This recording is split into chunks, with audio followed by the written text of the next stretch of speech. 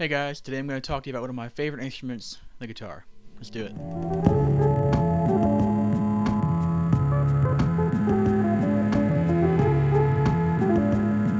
Alright, so first thing you need to know, there are basically three kinds of guitars. The one that I'm holding right now is the acoustic steel string guitar. There's also the nylon string guitar, which is also called the classical guitar. And there is the electric guitar. And there's some other variations of all of those, but those are the main three kinds. So I'm going to start with the steel string acoustic. All the parts are pretty much the same. There are a few different things when you get to the electric that I'll talk about in just a minute. But let's start from the top and work our way down. So you have up here the headstock. That's this whole area up here. Tuning pegs on the back. Strings obviously going down this way. And the strings follow the neck, which is this long part. The white part's called the nut, and that's where the string vibration stops on this end of the guitar. And that's important. I'll explain that in a little bit. Why? Down here on the other end, we have the sound hole. This black thing is the pick guard for when you're strumming. This is a right-handed guitar, which most guitars are. So when I'm strumming with my right hand, this protects the guitar, the wood of the guitar, from being scraped up with the pick. Down here we have the saddle, which is the white part, and we have the bridge, that is the brown wooden part down here. We've got some pegs down here that hold the ends of the strings in.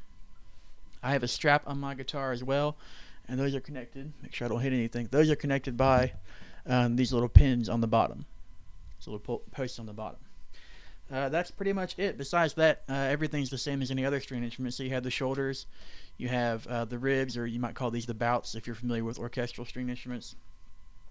But all the parts are pretty much the same, and the tuning pegs work the same way.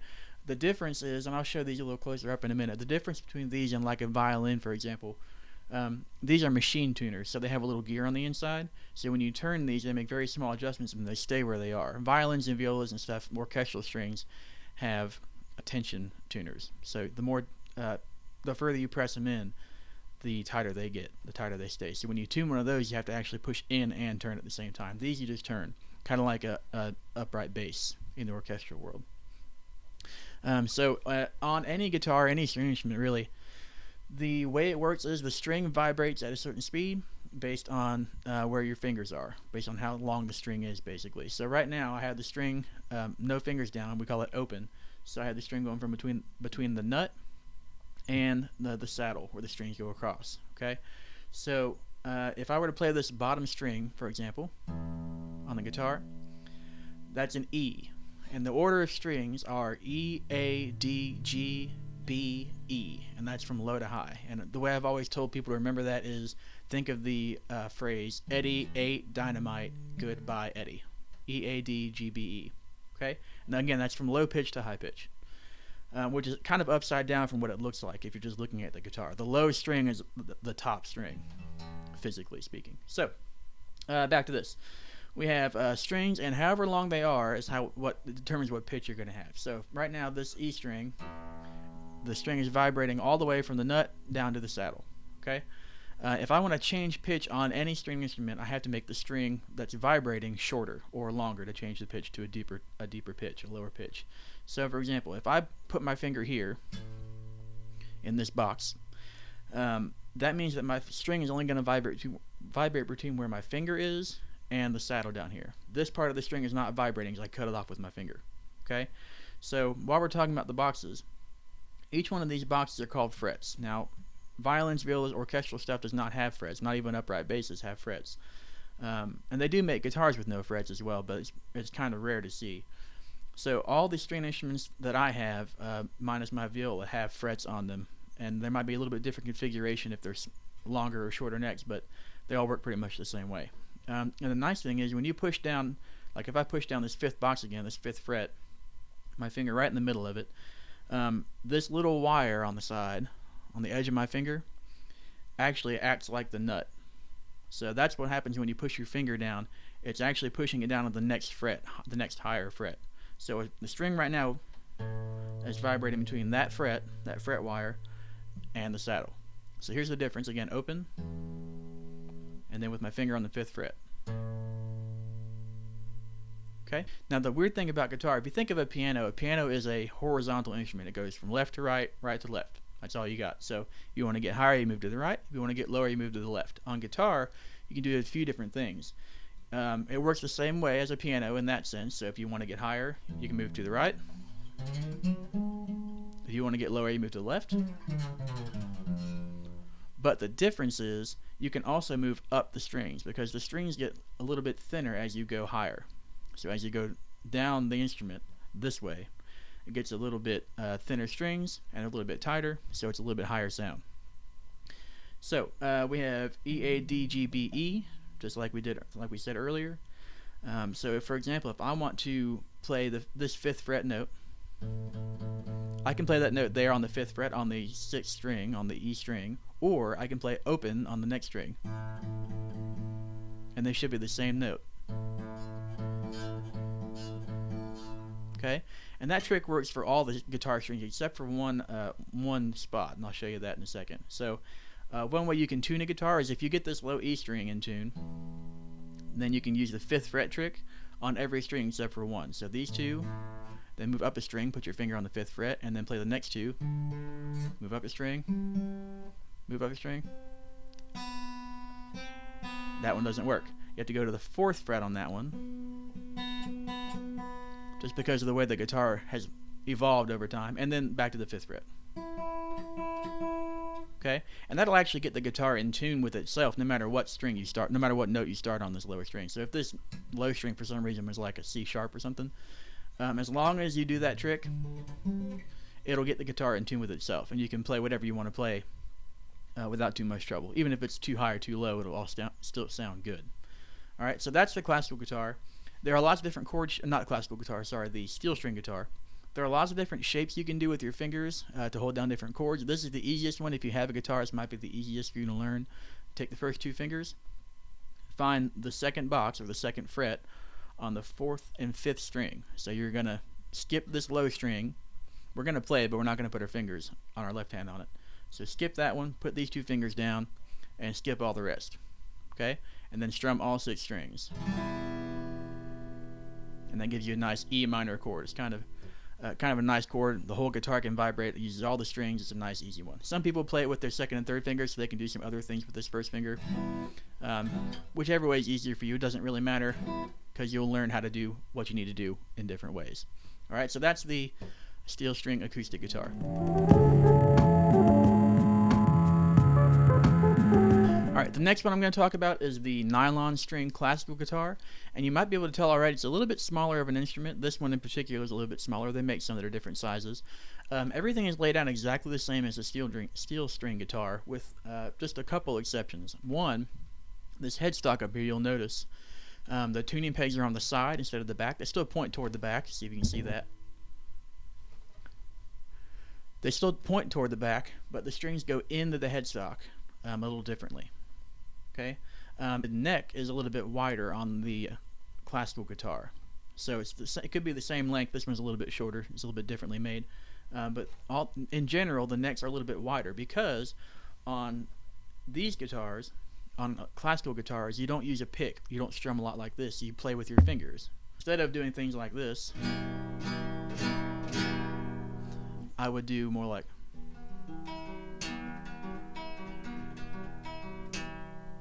and use my thumb and my fingers. Okay, so it's a different kind of method. This is flamenco, flamenco kind of style of guitar. Everything else is pretty much the same. You still have the headstock. You still have the tuning pegs, the nut. You still have the neck. You still have the sound hole, bridge, saddle. All that stuff is the same. Strap goes on exactly the same. It's just a little bit different sounds. A little bit more mellow of a sound. This is a little bit out of tune too, but it's a little bit mellow of a sound, a little bit calmer. And these use nylon strings. I don't think I've mentioned that before. So they look like metal. They kind of even feel like metal a little bit, but they're actually nylon, which is like a type of plastic wrapped in a really thin metal cord. So these are in the top 3 strings are actually made just of nylon. There's no metal on those at all. So it has a nice mellow sound to it. These are used a lot by traditional players, like from Spain. Rather than the steel string guitars, and they don't tear your hands up quite as bad. So if you're new to guitar, you think you might want to get into it, consider buying one of these. There's a little bit more room to work with on the neck because it's a little bit wider. You can get your fingers between the strings a little bit easier, and it's also a little bit easier on your hands because they're nylon, they're plastic strings instead of the hard metal strings that can tear your hands up a little bit. The last kind of guitar we're going to talk about is the electric guitar. You'll notice right off the bat almost everything is the same. There are a few things that are different. The tuning pegs are the same as the steel string. They work the same way. Everything bodily is the same, except on an electric guitar you have these right here. These are called pickups, and some guitars have one or two, they might have three or four depending on how it's made, but these are called pickups, and what they are basically is a magnet, and the magnet picks up an electronic field as the string vibrates. So when you push a string with your finger or with a pick, it vibrates back and forth really fast just like any other string, but rather than the instrument itself, which is very thin, rather than the instrument itself projecting the sound through the sound hole like the other instruments, this one has electronics that boost the signal. So the pickups pick up the sound, that's why they're called pickups. They figure out the vibrations and they send it through a cord into an amp. I'll show you my amps in just a second. But that's what this cord is here on the bottom. So this is another difference. You have a plug here on the bottom that a 1/4 inch cable goes into, and it runs out into an amplifier or into some kind of recording equipment. This guitar also has a few different things. It has a switch right here, and this switch lets me decide which pickup I'm going to use, which one is coming through. So if it's in the middle, right, like it is right now, then both pickups are producing sound.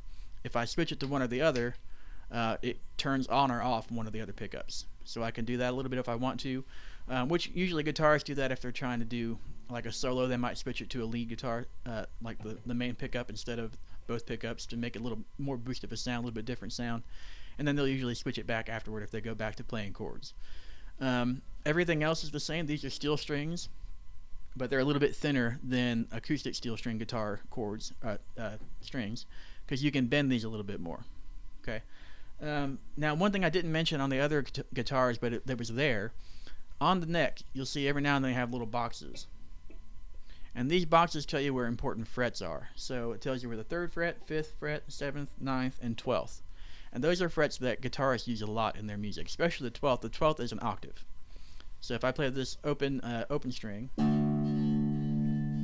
and then I put my finger right here on the 12th fret, and that means the string, like I said earlier, is only vibrating between where my finger is and where the saddle is, right down here. So the principle is the same on all the guitars, any string instrument actually.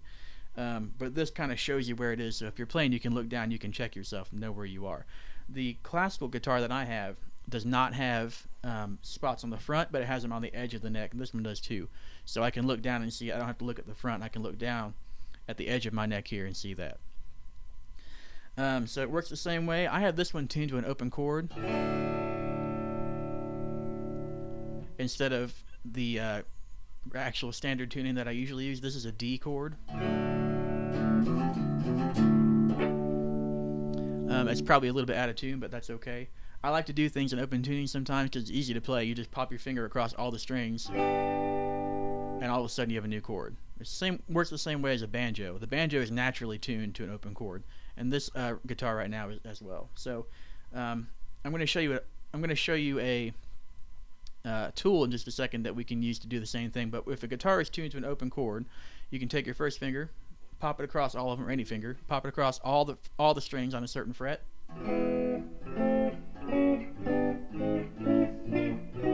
and you have a new chord. Okay, so that's all the parts of the 3 types of guitars. I'm going to show you a couple other variations of guitars.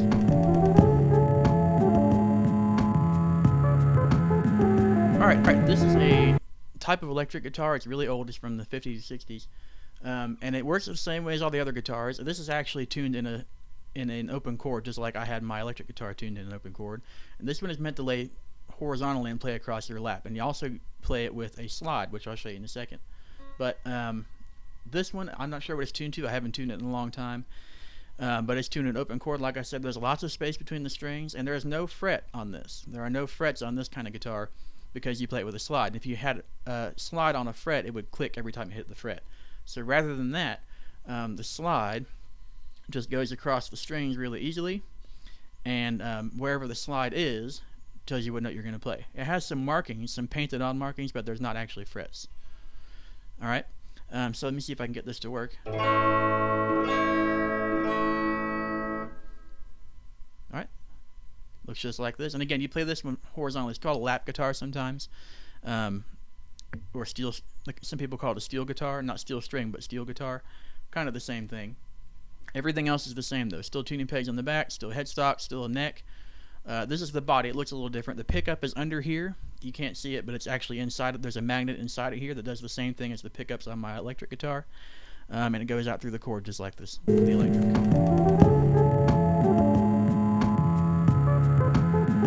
Right, the last guitar I'm going to show you is the electric bass guitar. Now this is the same thing again as all the other guitars, except this is a bass so it has 4 strings. There are basses that have more than 4 strings, but I don't have any of those. I just have regular 4 string. So you can see the tuning pegs up here, still headstock, still have the neck, still have frets. Down here you see I have actually 3 pickups on this one. These 2 are for the main strings, and this one is called an active pickup, and it picks up a little extra boost of the area down here. I have some knobs down here that control these pickups, so I can turn one up or one down. I can't switch one on or off like I can on my electric, but I can turn them up or down, so I can turn one all the way down if I want to.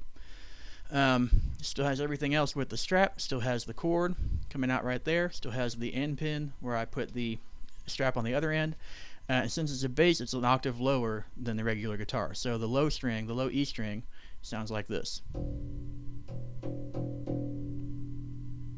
Alright, now these 4 strings are the same notes as the low 4 strings on the guitar, regular guitar. So it's still E, A, D, G, which is backwards. If you're familiar with violin, it's backwards of violin, or mandolin is backwards of mandolin. So it works the same way. You can still see the dots on the same fret, so 3, 5, 7, 9, and 12, and also a few more down here. And everything else is the same. Still has a pick guard, although usually you don't use a pick guard on a guitar, or a pick on a bass guitar. You usually use your fingers or your thumb. Some people do use picks, or like the backs of their fingernail. I generally don't, just because I like to be able to feel the strings.